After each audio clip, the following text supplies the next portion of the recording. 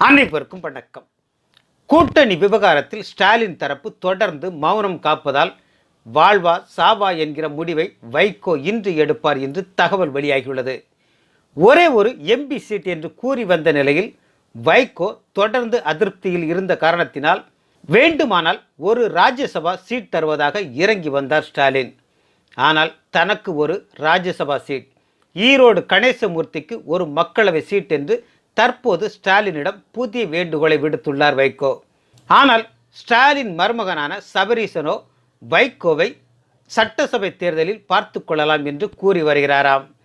எத்தனை தொகுதியை வைகோவுக்கு கொடுத்தாலும் ஒன்றில் கூட அவரால் வெல்ல முடியாது. வைகோவின் வாக்கு சதவீதமும் 1% குறைவுதான் என்று சபரீசன் பிடிவாதம் காட்டி வருகிறார். இதனால் ஒன்று ராஜ்யசபா சீட்டை பெற்றுக் கொள்ளுங்கள், இல்லை என்றால் விட்டு விடுங்கள் என்கிற ரீதியில் திமுகவிடம் இருந்து தகவல் சென்றுள்ளது. இதனால் திமுக கொடுக்கும் வாய்ப்பை ஏற்பதை தவிர வைகோவுக்கு வேறு வழியில்லை என்கிற நிலை ஏற்பட்டுள்ளது.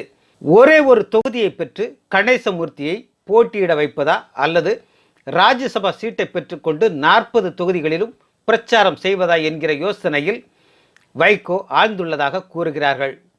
தேமுதிக வரவில்லை என்றாலும் கூட வைகோவுக்கு ஒரு சீட்டுக்கு மேல் கிடையாது என்பதுதான் திமுகவின் கடைசி முடிவு என்கிறார்கள்.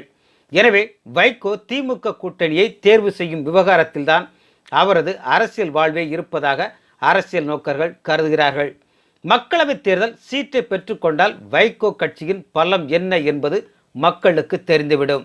திமுகவின் மாநிலங்களவை சீட்டை பெற்றுக்கொண்டு 40 தொகுதிகளிலும் பிரச்சாரம் செய்வது என்பது அந்த கட்சியில் சேர்ந்து கொள்கை பரப்பு செயலாளர் ஆவது போன்றது.